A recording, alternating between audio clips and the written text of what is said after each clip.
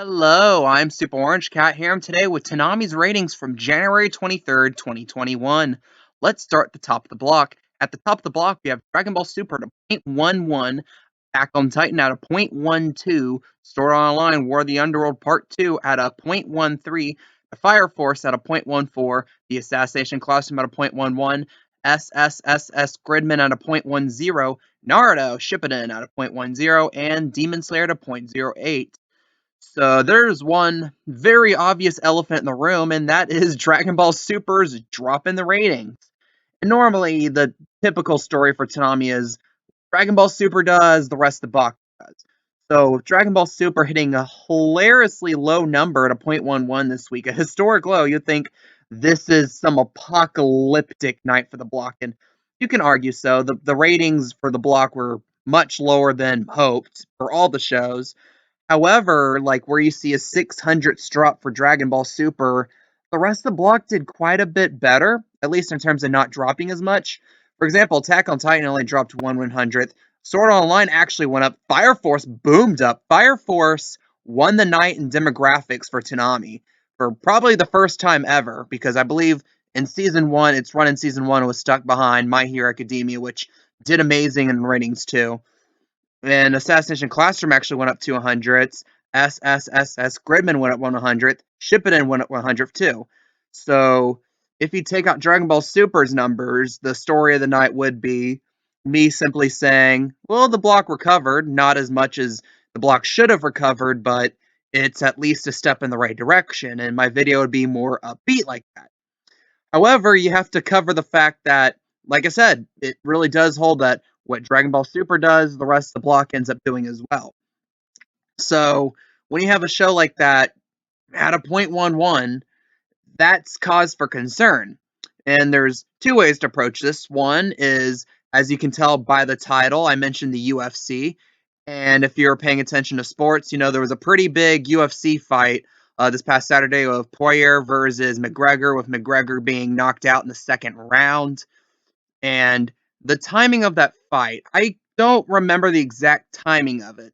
I know it definitely carried on late, and it's very reasonable it carried over into Dragon Ball's time slot.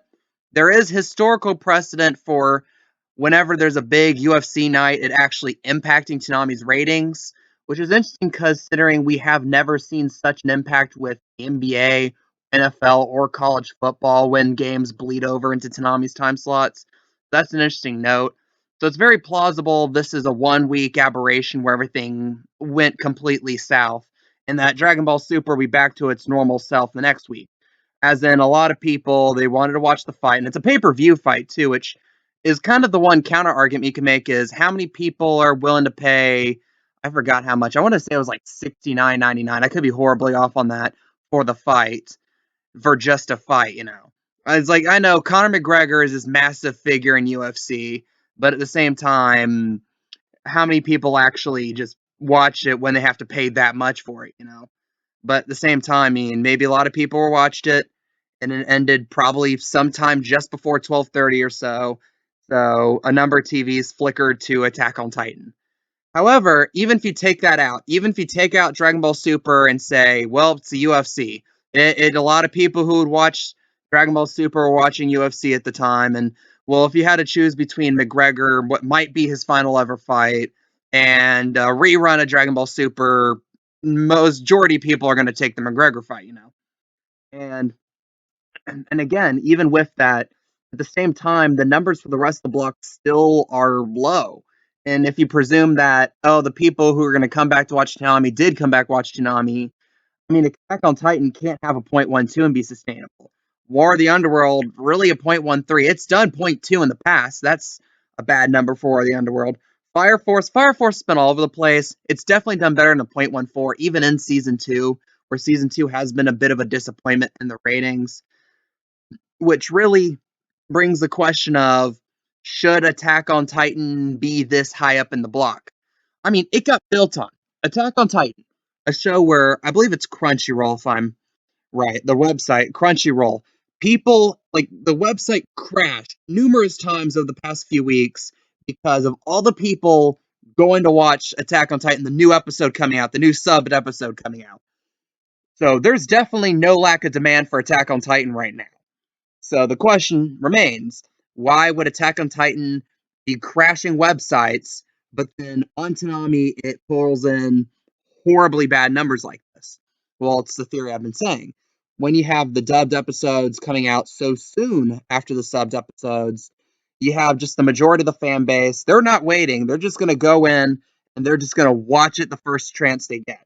So they watch it, and it's like, oh, a week later the dub is out, and it's like, well, I just watched the other episode, and that doesn't even go into the whole thing about sub versus dub, that whole argument. But at the same time, I mean, it's like, I just watched the episode, I'm just gonna wait for the next episode to be out on Crunchyroll.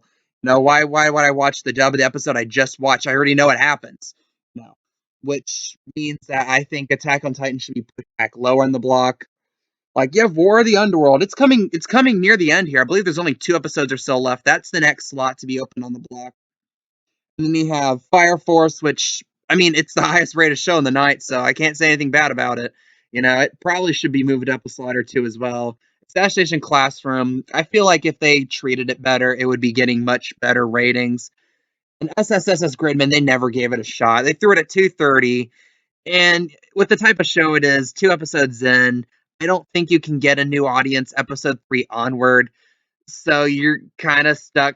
You kind of put yourselves in the hole. You have to keep it towards the back of the block now because you burnt its potential at the beginning.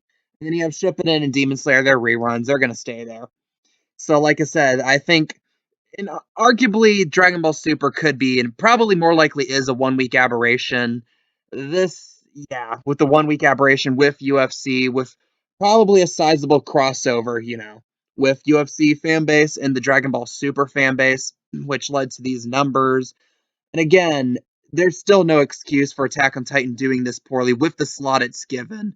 If if you're gonna decide to keep Dragon Ball Super as a lead off, put something behind it that fans are actually gonna show up to watch it on Toonami. Fire Force right now is looking like the key one. Sword Art Online, it might be risky this late into it to throw it up a slot. Because I know that Toonami got burnt back with, I think it was Fully Coolly Progressive, with all the hype saying that it's gonna be on at midnight. It's gonna be on. No, it's gonna be on at 11:30. It's gonna be on 11:30, and then like halfway through the run, they pushed it back a slot, and a lot of people just dropped out of the show and didn't come back to watch it. It was like that was a promotional nightmare. So I guess the lesson learned from that is when the show's towards its end, you don't shift slots, you don't play around with that. So if I was deciding this, if I was making the decisions here, considering I think that Dragon Ball Super is married to the leadoff slot, that's not going to move. It should move, but it's not going to move. So if I'm creating the schedule with the shows I have now, I have Dragon Ball Super at the start. Then I'm putting Fire Force in the second slot. I'm keeping War of the Underworld in the third slot. Then I'm moving up Assassination Classroom. Then that's where I'll put Attack on Titan right before SSS Gridman at 2 a.m. And people are like, well, it's Attack on Titan. Why would you air it that late? It's like, well, you can argue the people who do come back to watch this are committed to it. We're going to watch it anytime. That's the argument they put up for JoJo's Bizarre Adventure, and the argument they put up for Naruto Shippuden. That's still the argument says Shippuden's airing at 3 in the morning now. It's like the fans are going to come back to watch it. So I'll put it at 2 in the morning. SSS Gridman, you're stuck at 2:30. Like, Gridman, SSS John Goodman. The SSS Gridman should have been treated better, but it wasn't. And that's how I would do it now. There's one more little thing I want to point out here there's one more thing I want to point out before I talk about talk about the concept of what show should be next. And it's a little interesting thing that happened not that long ago, about an hour ago, where someone commented on Twitter pointing out how these were the worst Toonami ratings ever. And by averaged out numbers, it actually is the lowest block in Toonami's history because of how far Dragon Ball Super dropped. And you have Jason DeMarco, our friend Jason DeMarco, basically with a totally not smarmy tweet saying, and I quote, "I have said many, many times, and I will say here again, please do not look at ratings reports and think you know anything about how Toonami is doing. Let us worry about that. Thank you." So yeah, Senior Vice President Toonami, everyone. But again, the one more thing I wanted to bring out here is the fact that you have the new show is going to have to come out in about a couple weeks here onto the block because you have Underworld that's ending. So unless they're gonna contract the schedule again, which would be horrible optics in 2021 for Toonami. So I don't think they're gonna do that. So the question is, what's gonna be the new show to replace Sword Art Online in a couple weeks? So a show we need by early to mid February that would be airing on the block. So again, very dense winter season. A couple of candidates a lot of people immediately bring up is Dr. Stone, because season one aired on the block, and The Promised Neverland, because season ended on the block. Season one aired on the block. And personally, I'm not bullish for either of these shows. And I actually posted yesterday on Twitter saying I think the chance of these shows being on the block are approaching zero. And a lot of people reacted to that. At the same time, that's really, I mean, honestly, considering the state Toonami is in, I feel like I have the right to be pessimistic about that because again, whatever money Toonami has, they're gonna be throwing into Uzumaki, which has been in development hell at this point. They have to have money for Blade Runner. They have to have money for Fina. Like in a perfect world, the new show is going to be Fina Pirate Princess, but considering it's a Toonami original, I think they would want to have a lot of time to ramp up to advertise for it. So I doubt it's going to be airing that soon. My prediction for that's been pretty steadfast that that's going to be a March or April show on Toonami. I could be right, I could be wrong. And again, some people also pointed out how Promise Neverland, Aniplex has this weird tendency they don't start dubbing until after the season ends, which considering how dubbing has been at a slow rate these days is more of a smart move. But at the same time, if that's true and we do get the Promised Neverland, and that's the reason why we haven't had any announcements, that means we're still not going to probably get it on the block until like May. It's still going to be a while. And Dr. Stone, well, I believe it's Viz Media who has that. I could be horribly wrong on that. I mean, we're 2 episodes in, I think, to Dr. Stone, or at least 1 episode into Dr. Stone season 2. And I feel like if we get one or the other, Dr. Stone or the Promised Neverland, we get Dr. Stone. But at the same time, I'm more pessimistic than optimistic about specifically getting new shows to the block.